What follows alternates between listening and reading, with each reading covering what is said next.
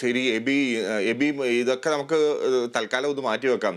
ഇന്ന് അധ്യാപക ദിനമാണ് എബി, എന്തെങ്കിലും പറയാനുണ്ടോ? അതെ അതെ അതെ അതെ അധ്യാപക ദിനമാണ്. നമ്മുടെ പ്രിയപ്പെട്ട അധ്യാപകർ നമ്മളൊക്കെ ഇങ്ങനെ നിന്ന് രണ്ടു വാക്ക് പറയാനായിട്ടൊക്കെ ഒരു പക്ഷേ ഇത്തരത്തിൽ നമ്മളെ പ്രാപ്തരാക്കിയിട്ടുള്ളത് ഈ അറിവ് പകർന്നു തന്നിട്ടുള്ള ആളുകളാണ് എന്നുള്ള കാര്യത്തിൽ ഒരു തരത്തിലുള്ള തർക്കവും നമുക്കില്ല.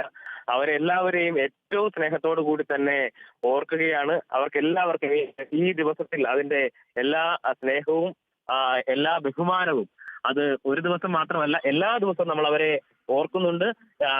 ആ നിലയ്ക്ക് തന്നെ നമുക്ക് അവരെ ഏറ്റവും സ്നേഹത്തോടു കൂടി തന്നെയാണ് നമ്മളെല്ലാവരെയും ഓർക്കുക. നമുക്കൊരു പെട്ടെന്ന് പ്രതിസന്ധി ഉണ്ടാകുമ്പോൾ അങ്ങനെ നമുക്ക് വിളിക്കാൻ പറ്റുന്ന ചില അധ്യാപകരുണ്ട്, അല്ലെങ്കിൽ സാർ അല്ലെങ്കിൽ ടീച്ചറെ എന്ന് പറഞ്ഞ് നമുക്ക് ഇപ്പോഴും വിളിച്ച് സംസാരിക്കാൻ പറ്റുന്ന കുറച്ച് ആളുകളുണ്ട് എന്നുള്ള കാര്യത്തിൽ ഒരു തരത്തിലുള്ള തർക്കമില്ല. അതൊക്കെ ഏറ്റവും സ്നേഹത്തോടു കൂടി തന്നെ അവരെ ഈ ദിവസം ഓർക്കും. അവർക്ക് എല്ലാവർക്കും ഈ ദിവസത്തിന്റെ മുഴുവൻ മംഗളങ്ങളും നേരുകയും ചെയ്യുകയാണ്. ഓക്കെ എബി. എബി ജോൺ തോമസ് ഒരു റിപ്പോർട്ടർ മാത്രമല്ല, നല്ലൊരു കവി കൂടിയാണ്.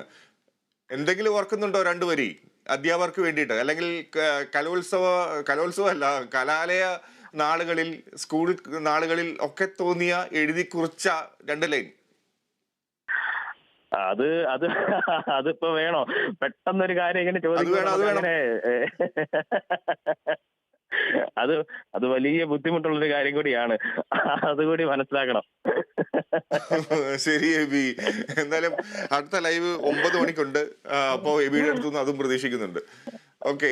നമ്മുടെ അധ്യാപകരെ, നല്ല അധ്യാപകരെ, എല്ലാ അധ്യാപകരെല്ലാം നല്ല മാർഗനിർദ്ദേശങ്ങൾ തരുന്നവരാണ്. അവരാണ് നമ്മളെ എന്താ പറയാ, മാതാപിതാക്കൾക്കൊപ്പം നിൽക്കുന്നതിൽ കൂടുതൽ സമയം നമ്മൾ എപ്പോഴും അധ്യാപകരുടെ കൂടെയാണ് നിൽക്കുന്നത്, അല്ലേ? അതെ അതെ.